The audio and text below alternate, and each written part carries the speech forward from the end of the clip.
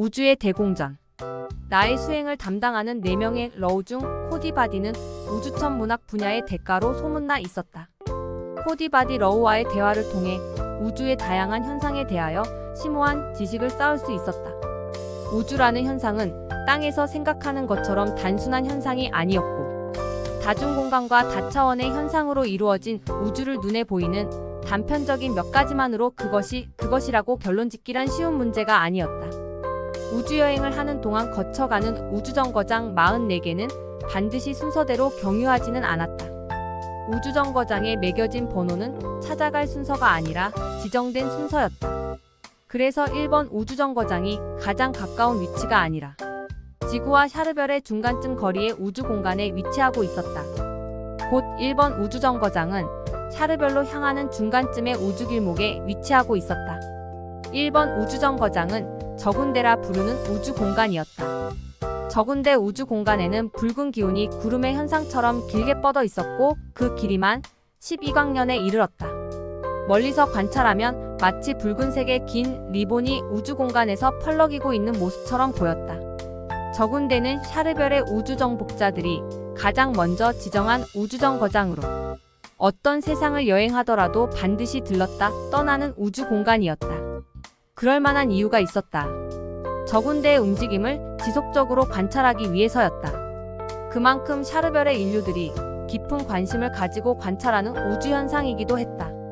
저군대는 12광년에 이르는 우주 대공간을 차지하고 있었지만, 그 대공간은 고정되어 있지 않고 일정한 주기를 가지고 우주공간을 회전하고 있다고 했다. 즉, 저군대는 일정한 궤도를 형성하며 우주공간을 회전하고 있었고, 저군대가 회전하는 중심축은 루스즈키 대광성이었다.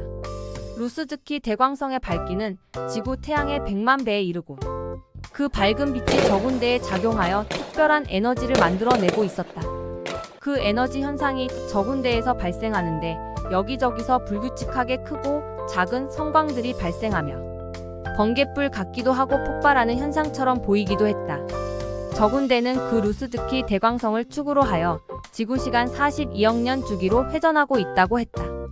저군대의 움직임을 샤르별에서 관찰하고 있는 이유는 우주공전의 이치를 연구하기 위해서였다. 저군대 공간에서 나를 수행할 담당 러우는 코디바디였다. 특별한 우주공간에 도착할 때는 반드시 나의 수행을 담당할 러우가 정해졌고, 수행을 맡은 러우는 그 우주공간에서 발생하는 특별한 현상들에 대하여 설명하고 이해시키는 의무를 지고 있었다. 내가 특별한 인물이어서 우주의 각성자 러우들이 수행하는 것이 아니라 우주정신적으로 어리고 철부지인 나를 잘 어루만지고 보살펴서 우주여행을 무사하게 마치기 위한 보호양육 차원의 수행이었던 것이다. 덕분에 나는 우주의 다차원적인 난해한 현상들을 정신적이거나 철학적인 면에서 잘 소화해내며 무난한 우주여행을 계속하고 있었던 것이다.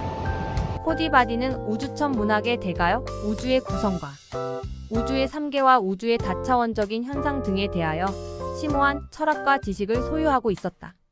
코디바디의 수행은 20여 차례 진행됐었고, 다른 러우들도 비슷한 횟수로 나를 담당해서 수행을 맡아주었다. 초시를 제외한 4명의 러우 중 코디바디가 가장 광범위하고 심오한 우주천 문학의 정보를 소유하고 있었다.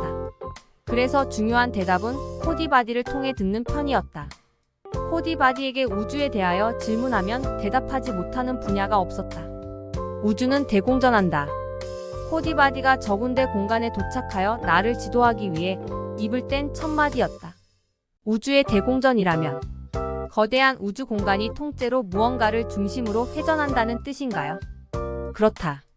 우주의 구성은 무엇도 제자리에 고정된 모습이 없다. 쉬지 않고 움직이고 회전하고 변화하면서 진화를 이루어간다.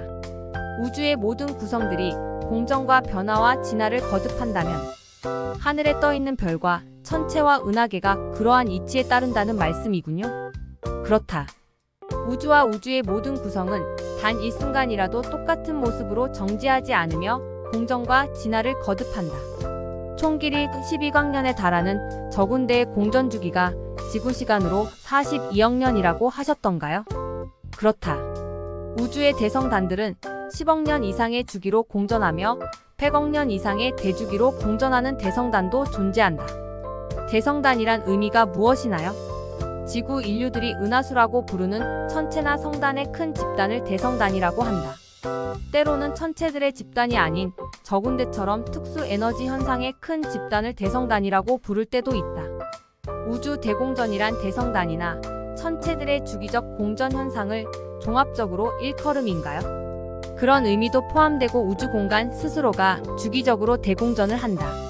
우주는 이질적 영역이 다차원 현상으로 교차되고 있으며 이처럼 다차원 영역으로 교차되고 있는 이질적 우주 공간은 상호 역학적 관계에 의해서 대공전을 거듭하고 진화를 거듭하면서 날마다 새롭게 변신한다. 우주 대공전의 주기는 얼마나 걸리나요? 지상의 사계절이 존재하듯 우주도 계절의 변화를 가진다.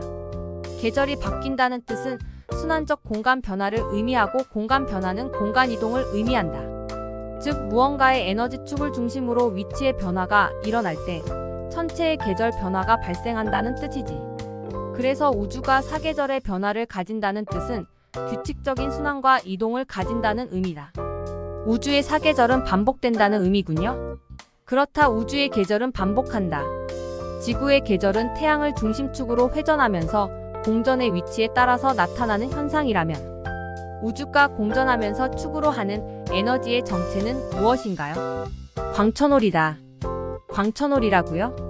우주의 모든 에너지가 집결되고 새로운 에너지가 끝없이 생성되고 분출되는 공간이다. 지상의 태양빛이 골고루 비추듯 우주 공간에 가득한 우주 에너지 현상이 광천홀에서 생성되는 에너지의 작용 때문이다. 우주의 계절에는 어떤 현상들이 나타나는가요? 에너지의 변화가 나타난다.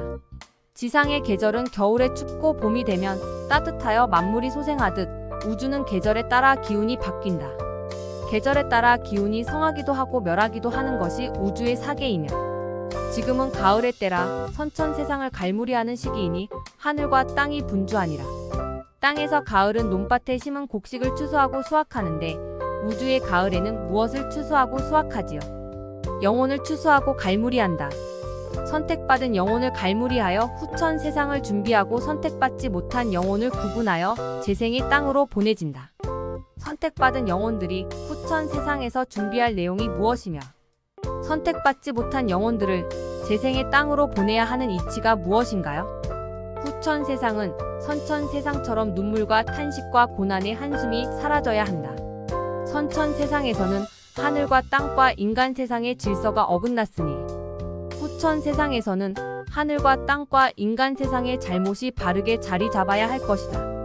하늘과 땅과 인간 세상의 잘못을 바로잡아 눈물과 탄식과 고난의 한숨이 사라진 세상을 새롭게 창조하기 위해서 선택받은 영혼들의 역할이 필요하다. 곧 선택받은 영혼들은 후천 세상의 백성이요 통치자요. 영원한 왕으로 살아가게 될 것이다. 반면에 선택받지 못한 영혼들은 재생의 땅으로 쫓겨나 부활의 고난을 달게 받아야 할 것이다. 악한 영혼들은 지옥불에 던져지지 않나요? 지옥은 없다.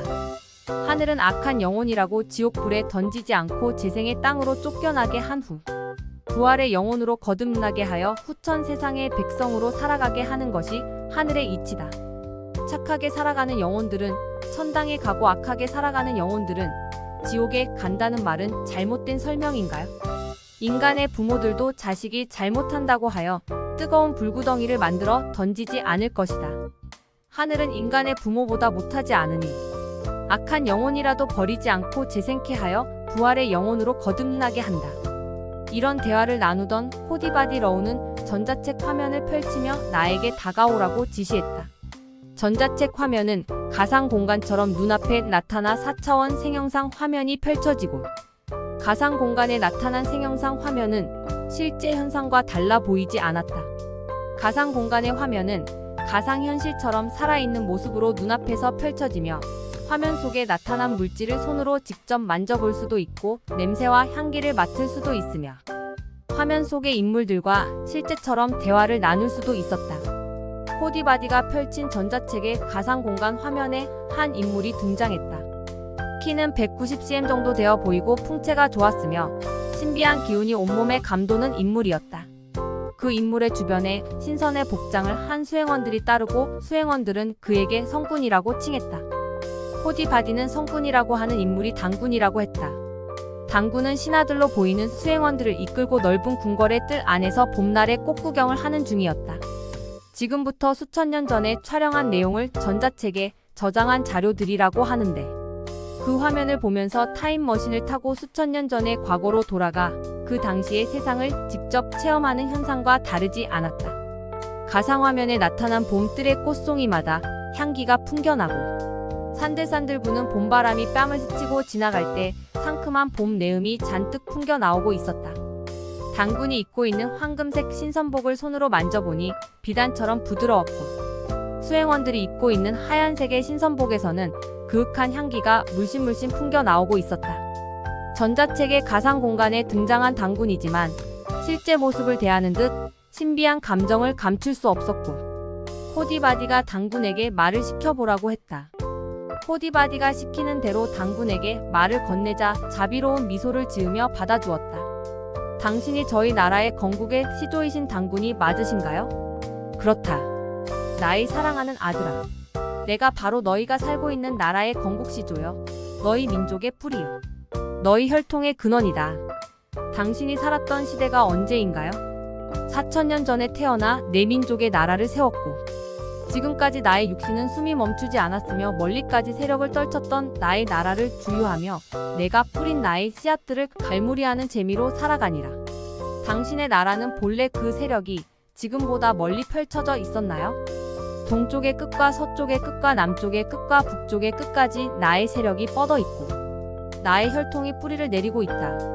그 세력은 내 민족의 세력이요, 그 혈통은 너희 민족의 혈통이니 지구 인간 세상의 처처에서 너희 민족의 넋이 숨을 쉬고 있다. 당군 할아버지께서 지금까지 숨이 멈추지 않듯 민족의 넋과 정신세계는 세계 곳곳에서 살아 숨쉬고 있다는 말씀이군요. 그렇다. 사랑하는 아들아. 너희 민족의 뿌리는 깊고 광범위하다. 너희 민족의 뿌리는 1만 년 전부터 거슬러 올라가며 너희 민족의 뿌리는 땅이 아니라 하늘에서 시작되었고, 하늘과 땅에서 너희 민족의 씨앗이 번창하며 장차 하늘과 땅에서 너희 민족의 혼이 주인 되리라. 1만 년 전부터 저희 민족의 나라는 이미 세계 곳곳으로 세력을 넓혀갔다는 말씀인가요? 1만 년 전에 하늘의 왕이 보낸 신선들이 동방의 땅에 신선의 나라를 세우고 세상을 지배했으니 지금까지 그 세력이 인간 세상에서 미치지 않는 곳이 없느니라. 그렇게 뿌리 깊고 세력을 크게 갖춘 저희 민족의 나라가 지금은 국가 중에서 왜소한 세력을 가지고 지구의 변방에서 강자들의 비위를 맞추며 살아가야 하는지요. 하늘에 이치는 원시 반본이니 우주의 가을이 지나고 겨울이 다가오면 모든 집 떠난 것들은 제자리로 돌아오리라. 집 나간 것들이 밤이 되면 제 집을 찾아오고 추워지면 아늑한 자기 보금자리로 돌아오듯 주인 잃은 하늘과 땅과 영혼들이 모두 제자리로 돌아와 본래의 모습을 갖추리라. 할아버지께서는 수천 년 동안 육신의 몸을 입고 생명이 멈추지 않았다면 무엇으로 연명하며 불로불사하는 존재가 되었지요. 나의 몸은 육신을 입었으나 빛의 화신이 되었고, 빛의 화신은 땅의 음식을 먹지 않고 하늘의 기운으로 살아간다. 곧 물질의 몸은 물질의 양식이 필요하고 빛의 몸은 빛의 양식이 필요한 영혼이라. 빛의 몸을 입으면 하늘과 땅에서 자유롭나요?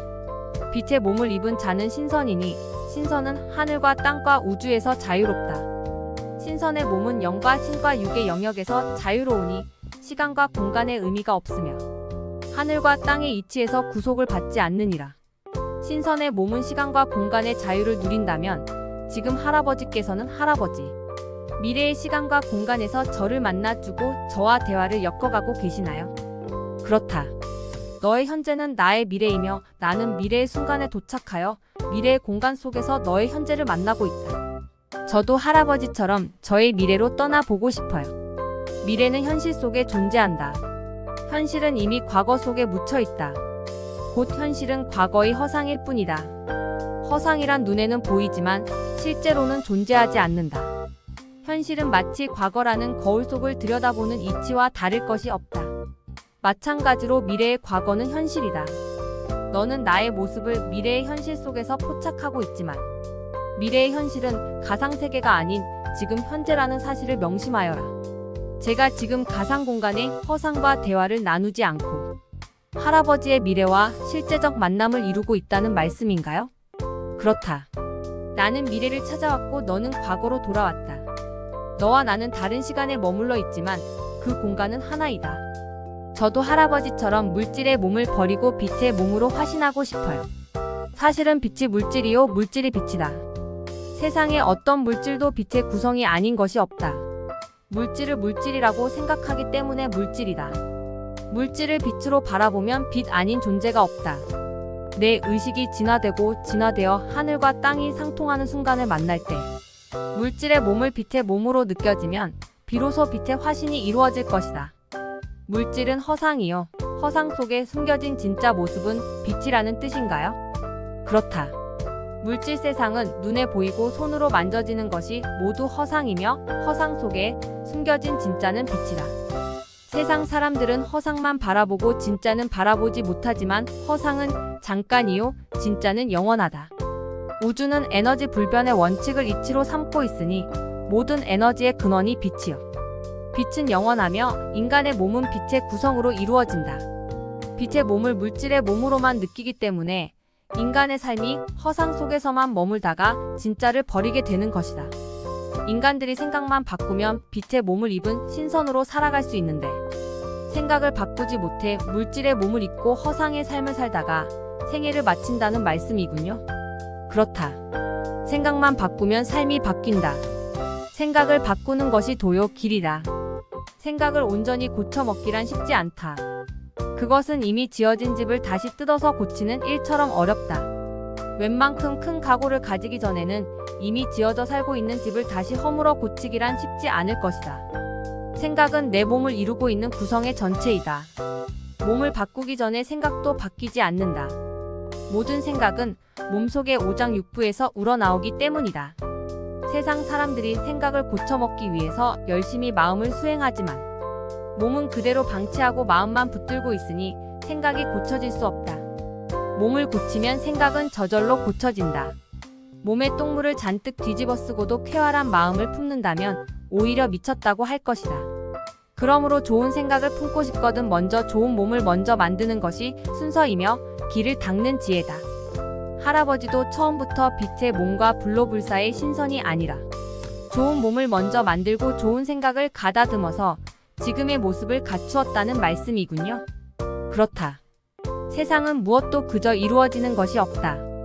그만큼의 수고와 대가를 지불해야 원하는 바를 이룰 수 있는 것이 우주의 이치이다. 저는 할아버지가 뿌려놓은 혈통의 씨앗이니 저도 할아버지처럼 좋은 몸을 만들고 온전한 생각을 품어서 신선의 길을 걷고 싶어요. 모든 열매는 씨앗대로 열린다. 그 나무의 씨앗이 아니면 그 열매는 열리지 않는다. 짐승은 짐승의 씨앗대로 종족이 번식하며 인간은 인간의 씨앗대로 그 삶이 펼쳐진다. 너는 나의 씨앗이며 나의 미래이니 너의 생각이 나의 생각이 될 것이다. 이렇게 가상 공간의 인물과 대화가 이루어지고 있을 때 코디바디가 전자책을 덮었다. 그리고 눈앞에서 펼쳐지던 가상 공간의 화면도 사라졌다. 조금 전까지 대화를 나누던 인물이 사라지고 가상 공간의 화면이 사라지자 마치 꿈을 꾸고 잠에서 일어난 기분처럼 몽롱한 느낌이 생겼다. 그때 코디바디가 이렇게 말했다. 어떠냐? 가상 공간의 화면 속에서 내 민족의 조상을 만나보고 대화를 나누어 보니 어떤 기분이 드느냐? 가상 공간의 화면이지만 실제의 기분과 다르지 않은 것 같아요. 그리고 가상 공간의 화면 속에서 만난 단군 할아버지도 실제로 만나서 대화를 나눈 것과 느낌이 다르지 않아요. 그럴 것이다. 가상 공간은 시공을 초월한 4차원 현상이라서 타임머신을 타고 과거, 현재, 미래를 여행하는 기분으로 실제처럼 체험이 가능하다. 그래서 가상 공간의 화면 속에 만난 세상도 현실과 똑같은 기분으로 느껴졌을 것이다. 전자책의 내용은 현실의 내용을 촬영하여 저장하고 있는 실제의 정보들이 아닌가요? 그렇다. 현실의 내용을 살아있는 모습 그대로 생영상으로 촬영해서 저장한 내용이 전자책의 기록이다. 그렇다면 전자책의 가상 공간 화면에 나타난 인물들과 대화를 나눌 수 있는 기능이 무엇이지요? 현실을 촬영한 영상물이라면 촬영할 당시의 현실이 아닌 내용은 가상 공간의 화면 속에 등장할 수 없는 이치가 아닌가요? 지금 너와 내가 대화를 나누고 있는 모습도 생영상으로 촬영해서 전자책의 기록에 저장할 수 있다. 그런데 지금 너와 나의 머릿속에는 현재 눈에 보이는 모습만 전부가 아니라 미래의 구상과 현재가 변해서 미래로 나타날 가변적 내용도 저장되어 있다. 즉 현재의 우리는 미래의 무궁무진한 가변적 세상이 존재한다는 뜻이지. 전자책의 기록은 현재의 모습만 담기지 않고 가변적인 미래의 모습까지 담기게 된다. 그래서 과거의 인물이 가상 공간의 화면에 나타나도 가변적 미래의 내용을 나타낼 수 있고, 그러한 기능으로 현실적 대화가 가능해진다. 즉 가상 공간의 화면에 접속한 너는 현실이요, 화면 속에 나타난 인물은 미래이며 현재와 미래가 만나 현실적 대화가 가능해진다. 그러면 영들의 세상을 가상 공간에 초대하여 대화를 나눌 수 있는 방법은 없나요? 영들도 과거 육신이 소유했던 미래의 현상이다. 그래서 과거의 육신을 가상 공간 화면에 불러내면 그 미래의 존재인 영과 대화를 나눌 수 있다. 그렇다면 영들의 세상과 대화를 나누어 보고 싶어요. 원한다면 내 소원을 들어주마. 가급적이면 지구에서 살았던 영들과 대화를 나누고 싶겠지? 그렇게 하고 싶어요. 코디바디가 전자책에 기록된 정보들을 검색하더니 그 중에 한 생영상 자료를 재생시켜 가상 공간의 화면에 불러냈다. 가상 공간의 화면에 오래된 시대의 배경이 나타나고 그 시대에 살았던 풍물과 인물들이 골고루 등장하고 있었다. 850년 전의 시대를 배경으로 한 생영상 자료라고 했다. 가상 공간의 화면에 나타난 인물들이 서로 대화를 나누는 이야기를 들어보니 알아들을 수 있는 내용은 많지 않았다. 가상 공간 화면에 나타난 여러 인물 중에 내가 가장 관심을 보이는 인물을 클로즈업 시켜서 대면을 나누게 했다. 클로즈업된 가상 공간 화면의 인물을 향해 내가 먼저 말을 걸었다. 당신이 이 나라의 왕이신가요? 그렇다. 내가 왕이다. 당신이 머리에 쓰고 있는 왕관은 빛나고 아름다우며 당신이 입고 있는 비단 옷은 화려하고 위엄이 넘치는군요. 당신이 앉아있는 보좌는 온갖 보석으로 치장되어 있고 당신이 살고 있는 넓은 궁궐은 당신의 권력과 명예를 돋보이게 하는군요. 당신은 당신의 삶에 만족하시나요? 한편으론 만족하고 한편으론 회환의 물결 속에서 허무함을 느끼기도 한다. 세상에 부러운 것이라고는 없는 왕께서 무엇이 부족하여 회한과 허무함을 느끼시지요. 나는 왕위에 오르기까지 사랑하는 형제들과 피비린내 나는 혈투를 벌여야 했고 권력을 손에 쥔 세력들과 암투를 벌이며 어렵게 이 자리에 이르렀다. 하지만 나는 지금 늙고 노쇠하여 이 자리를 끝까지 지킬 수 없으며 언젠가는 눈을 감고 저승행을 면하지 못할 것이다. 이제와 생각하니 모든 것이 부질없고 허무하게 느껴질 뿐이다. 그렇군요. 지금의 화려한 모습은 과거 속에 묻힌 허상이며 왕의 머릿속에 그려져 있는 미래의 모습이 현실의 옷을 입고 과거를 회상하겠군요. 그렇다. 나는 지금 미래의 현실에서 숨을 쉬고 있는 영혼이다. 화려했던 왕위에서 물러나 당신의 목숨이 끊어지고 당신의 영혼이 세상을 떠날 때의 순간을 기억하시나요? 화려했던 장례식 모습을 기억하고 있다. 그때의 감회가 있었나요? 화려한 허식 속에 숨겨진 초라한 내 영혼의 실체를 확인할 수 있었다. 살아서는 왕이요, 죽어서는 초라한 영혼이었다는 뜻인가요? 그렇다.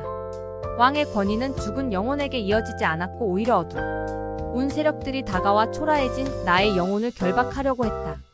지금은 감시를 받고 있는 영혼의 신세를 면치 못하고 있군요. 나의 영혼은 힘이 없고 어떤 노력과 싸움으로도 힘없는 영혼을 강하게 할 방법이 없다. 영혼의 세상에서는 힘을 증폭시킬 수단이 차단되어 있다는 뜻인가요? 영혼의 힘은 육신을 입었을 때 단련할 수 있다. 육신을 벗어버린 영혼은 어떤 수단과 노력을 다해도 더 이상 힘을 기를 방법을 상실하게 된다. 그러므로 너는 세상에 살아있을 때 고단하고 힘들어도 육신을 입은 축복을 향유하라. 그렇지 않으면 영혼의 나라를 찾아온 후 후회할 것이다. 왕께서는 후회하는 영혼으로 저승에서 살고 있다는 뜻이군요. 영혼의 세상에도 신분과 계급이 존재하나요? 지구의 속담에 개똥밭에 굴러도 이승이 낫다라는 말이 있다. 육신은 형벌이 아니라 축복이다.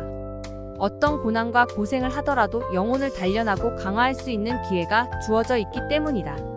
지금 내 영혼은 행복하고 나의 영혼은 불행하다. 나의 말뜻을 바르게 새겨 듣도록 하여라. 영혼의 신분은 빛이다. 밝은 빛의 영혼은 큰 신분이요, 어두운 빛으로 쌓여있는 영혼은 낮은 신분에 불과하다. 그러므로 세상에서 고운 영혼으로 살아가는 존재들이 가장 행복하고 장차 큰 신분을 하늘로부터 부여받게 될 것이다.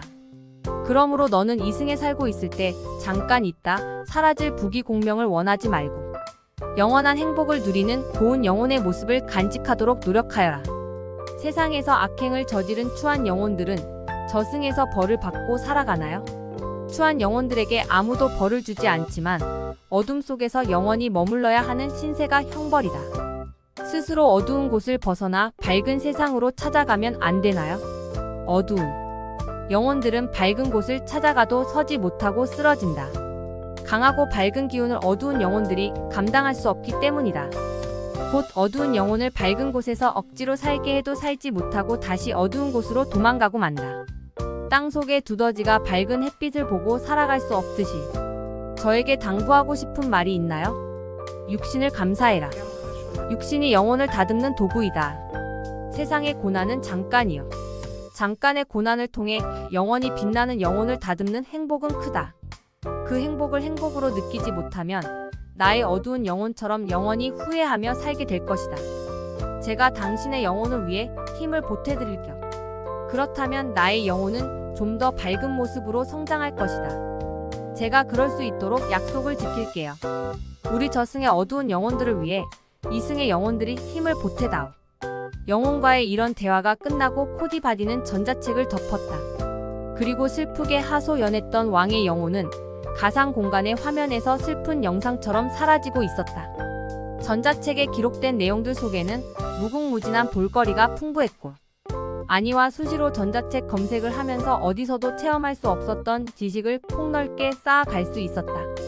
전자책은 서류철 같은 두 장의 책갈피로 이루어졌고 두께는 책받침 한 장 정도로 얇았다. 크기는 수첩처럼 작은 것에서부터 다양했고 휴대하고 다니기 간편했다. 전자책은 아무리 구겨도 파손되거나 찢겨지지 않았고 불에 타지도 않는 특수한 재질로 이루어져 있었다. 전자책의 책갈피를 펴면 자료를 검색할 수 있는 기본적인 메뉴가 나타나고 원하는 메뉴를 선택하면 원하는 자료가 생영상 화면으로 눈앞에 펼쳐졌다. 전자책에는 다양한 4차원 프로그램이 내장되어 있었고 그 중에 핵심적인 내용은 4차원 가상공간 생성 기능이었다. 즉 전자책의 화면은 고정된 프레임을 갖춘 모니터 속에 나타나지 않고 눈앞의 허공의 실물과 같은 모습으로 나타났다. 아니와 나는 틈나는 대로 전자책의 자료를 검색하며 4차원 영상으로 만들어지는 가상현실의 세계에서 미지의 세상을 현실처럼 체험하곤 했다. 전자책의 내용은 104장의 모래알처럼 많은 양이고 하늘의 별처럼 헤아릴 수 없었지만 그 중에서 좋은 정보를 찾아내는 일은 104장에 떨어진 바늘 줍기만큼 쉬운 일이 아니었다. 전자책을 분신처럼 품고 다니는 아니도 어려운 정보를 찾을 때는 쩔쩔매는 모습을 보이곤 했다. 코디바디는 우주천 문학의 도통자여. 대가일 뿐 아니라 전자책의 어려운 정보를 찾는 일도 귀재였다. 남들이 아무리 어렵게 찾아내는 전자책의 정보도 코디바디는 눈 깜짝할 사이에 처리하곤 했다. 코디바디가 찾아주는 전자책의 정보는 항상 핵심적인 내용이었고 소중한 지식들이었다. 그럴 수밖에 없는 것이 전자책의 중요한 내용들은 샤르별의 각성자, 집단인 러우들이 각자의 전공 분야에서 연구한 최고의 학문 자료를 수록하여 저장해 두고 있었기 때문이다. 곧 전자책의 기록 내용은 무한 이론을 근거로 한 러우들의 연구 실적이 수만 년 동안 쌓이고 쌓여서 이루어진 실적들이고 샤르별의 총체적 지식 정보가 거대한 정보의 바다처럼 고여 있다고 표현해도 틀리지 않는 설명이었다. 전자책의 내용은 샤르별의 인류들이 공유하는 총체적 지식의 저장고였고 코디바디는 그 지식의 창고를 관리하는 창고지기와 같은 존재이기도 했다. 그래서 창고에 보관된 물품의 종류는 창고지기가 가장 확실하게 파악하고 있듯이 전자책의 정보를 찾는 일은 전자책 정보의 관리자인 코디바디의 능력을 따라갈 자가 없었을 것이다. 나는 코디바디로부터 전자책이라고 하는 정보의 광맥에서 캐주는 보석과 같은 지식을 습득하며 의식 수준을 고도로 성장시키고 있었고 인간 세상에 숨겨져 있던 하늘과 땅의 비밀을 한 겹 한 겹 벗겨가고 있었다. 아까 중단했던 이야기를 다시 이어가도록 하자. 전자책의 정보 검색을 중단하고 전자책의 책갈피를 덮으면서 코디바디가 내게 이렇게 말했다. 중단했던 이야기의 줄거리가 무엇이었지요? 갑자기 생각이 나지 않아요. 우주의 대공정과 우주의 사계에 대하여 이야기를 나누었지 않았니? 아참, 그렇군요. 그러다 갑자기 코디바디께서 전자책을 펴고 저희 민족의 시조와 왕의 영혼을 가상 공간으로 초대하셨지요. 과거 궁금했던 이야기에 빠져 이야기의 줄거리를 잊고 말았네요. 우주의 대공정과 사계라고 하는 우주. 대순환의 이치를 깨닫지 못하면 하늘과 땅의 이치를 깨달았다고 하는 의미가 무색해진다. 우주는 대순환의 법칙을 통해 삼라만상의 인연들을 출현케 하고 그 인연들의 연결고리가 어떻게 달라지느냐에 따라서 하늘과 땅의 이치는 바로 설 수도 있고 바로 서지 못할 수도 있다. 우주 대순환의 이치는 인연의 연결고리를 어긋나지 않게 하려는 하늘의 의도이다. 인연의 연결고리와 대순환의 이치는 어떤 관계가 있나요? 물이 고이면 썩는다. 저도 그런 비유는 많이 들었습니다. 우주 기운도 순환하지 않으면 정체된 기운이 되고 변질되고 만다. 공기도 정체되면 신선함을 유지하지 못하듯 우주 기운도 그럴 것으로 판단됩니다. 우주에서 살아가는 모든 존재들이란 영과 육을 말할 것 없이 하늘의 기운으로 채우며 살아간다.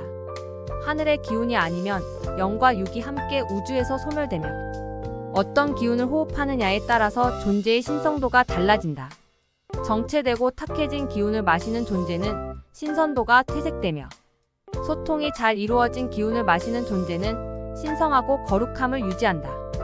육과 영의 근성이 부패함은 하늘의 기운이 허하여 사기로 채워지기 때문이다. 사기로 감염된 영과 육은 넙과 혼이 빠진 유령의 허물처럼 살아간다. 그래서 하늘은 우주 대순환의 법칙을 유지하며 우주 기운의 신선도를 높이며 거룩한 영혼들을 양성하려 애쓰는 것이다. 인간들이 마음을 수련하고 몸을 정진하는 이유도 이러한 우주 대순환의 법칙에 따른 하늘의 기운을 북돋우려 함이다.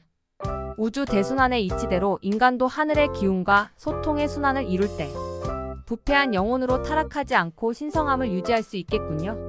땅에서 살아가는 인간들은 무엇을 먹을까, 무엇을 마실까 항상 걱정하면서 동분서주하지만 어떻게 하늘의 신성한 기운과 소통하며 살 것인가에 대하여는 걱정하지 않는다.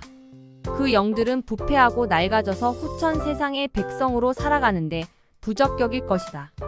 이제 때는 바야흐로 우주의 가을이다. 가을은 수확의 계절이고 잘 익은 알곡들이 수별되어 하늘의 창고에 저장될 것이다. 하늘의 기운과 소통을 잘 이룬 고운 영혼들이 선택을 받은 후 후천 세상의 거룩한 백성으로 살아가며 무릉도원에서 신선 노름을 즐길 것이니 땅에서 고생은 잠깐이요 그 세상의 영광은 영원할 것이다. 이젠 무언가 깨달을 것 같아요. 무엇을 깨달았느냐? 정지되면 부패하고 순환하면 새로워진다는 진리를 이제 터득한 것 같습니다. 우주의 대순환처럼 우리의 영도 하늘의 기운과 소통을 이룰 때 항상 하늘의 새 기운으로 채울 수 있고 하늘의 새 기운으로 채워나갈 때 우리의 영혼도 나날이 새로워질 것이란 이치를 이제 확실하게 터득한 것 같습니다. 내 깨달음이 놀랍다. 우주는 대순환의 법칙을 통해 날마다 새롭게 진화된다. 우주가 새롭게 진화될 때마다 새로운 기운이 우주에 채워진다. 그 새로워진 우주 기운을 날마다 소통하면 나날이 내 영혼이 새로워지고 거듭난 영혼으로 부활할 것이다. 우주는 대순환의 법칙으로 진화를 거듭하며 날마다 새로워지고 날마다 달라진다. 그 새로워진 기운으로 날마다 내 영혼이 소통하면 마침내 어두운 허물을 벗고 부활의 영으로 거듭 태어날 것이다. 그 고운 영혼이 세상의 끝날에 선택을 받아 큰 빛의 날개 아래서 삼재의 불행을 겪지 않을 것이다. 코디바디와 이런 대화를 나누고 있을 때 아니는 혼자서 우주의 다른 별나라를 찾아서 여행을 떠난 모양이었다. 나를 혼자 남겨두고 아니만 별들의 유혹을 뿌리치지 못하고 여행의 산매경에 빠져있을 것을 생각하니 은근히 질투심이 생겼다. 그래서 코디바디와 대화를 나누면서도 머릿속 한편에는 아니 생각으로 가득 채워지고 있었다. 나중에는 코디바디의 말이 하나도 귀에 들리지 않고 나는 건성으로만 대꾸하며 무료한 시간을 보내고 있었다. 그러한 내 마음을 들여다본 코디바디가 꾸짖지는 않고 큰 소리로 이름을 불렀다. 샤르앙아, 샤르앙아. 나는 깜짝 놀라 불이 나게 대답했다. 네, 코디바디님. 내가 지금 내가 하는 말은 하나도 귀담아 듣지 않고 무슨 생각을 하고 있는지 다 알고 있다. 죄송합니다. 코디바디 러우님. 너를 꾸짖고자 함은 아니니 너무 기죽는 모습은 보이지 말아라. 그건 그렇고. 네, 말씀하세요. 샤르앙은 아니가 그렇게 좋으냐? 잠시만 눈에 안 보여도 보고 싶어 안달이 날 것 같으냐? 그렇습니다. 어째서? 저 혼자 두고 멀리 떠나가 버리면 어쩌나 하고요. 무어라. 허, 이거 야단이구먼. 제가 큰 잘못된 생각이라도 가졌나요? 난감한 일이라서 그렇다. 그 이유를 말씀해 주십시오. 무엇이 난감한 일인지. 그렇지 않느냐? 이렇든 저렇든 언젠가 너희 둘은 헤어질 몸이 아니냐? 그런데 벌써부터 아니가 잠시만 눈앞에 안 보인다고 안절부절 못하니. 앞으로 둘이서 영원한 이별이 다가오면 그 아픔을 무엇으로 참으려 하는고. 나는 코디바디의 그 말에 아무런 대꾸도 못하고 푸마이너스하고 한숨만 쉬지 않을 수 없었다. 코디바디는 그러한 나의 모습이 귀엽기라도 하듯 머리를 쓰다듬어주며 알 수 없는 미소를 지었다. 코디바디와 대화를 중단한 후 잠시 후 아니가 돌아왔다. 샤르앙이 저를 애타게 기다렸다고요? 나는 아니의 질문에 아무런 대꾸를 하지 않았다. 그리고 얼굴만 붉어졌다. 무언가 부끄러운 치부가 드러난 것처럼 느껴졌다. 아니에 대한 마음을 들킨 부끄러움이었다. 왜 대답을 안 해요? 샤르앙? 진짜 제가 잠깐 없는 사이에 보고 싶어 했나요? 그랬소. 아니만 잠깐 눈앞에 안 보이면 마음이 놓이지 않소. 그랬군요.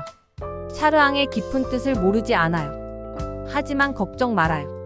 언젠가 우리 둘은 숙명처럼 이별의 순간을 맞이하겠지만 그렇다고 우리들의 인연이 영원히 끝나지 않을 테니 미리부터 너무 슬픈 생각은 말아요. 인연이 끝나지 않는다는 뜻이 무엇이오? 몸은 떨어져 있어도 마음은 함께 있을 거예요. 우리 둘이 비록 몸은 우주 끝까지 멀어진다 해도 마음은 함께하며 제 영혼이 샤르앙의 곁에서 지켜줄 테니 이별이란 생각은 그만두세요. 아니는 눈물을 흘렸다. 내 눈에도 눈물이 글썽였지만 우린 서로 흐르는 눈물을 닦을 생각을 하지 않았다. 아니와 나는 슬픈 생각을 지워버리기 위해 UFO 선실의 풀장으로 들어갔다. 몸에 걸친 옷을 훌훌 벗어버리고 아니와 나는 알몸이 되어 물속에 뛰어들어 물장난을 시작했다. 친구들과 함께 개울가에서 목욕을 하며 천진난만하게 서로 물을 끼얹으며 저무는 줄 모르고 물장난에 열중하던 옛날 생각이 떠오르기도 했다. 외계인이고 지구인이고 물속에서 물장난하는 풍습은 똑같은 모양이었다. 시간 가는 줄 모르고 한참 동안 풀장에서 첨벙대며 물장난을 즐겼더니 조금 전에 슬픈 생각들이 말끔히 지워지는 것 같았다.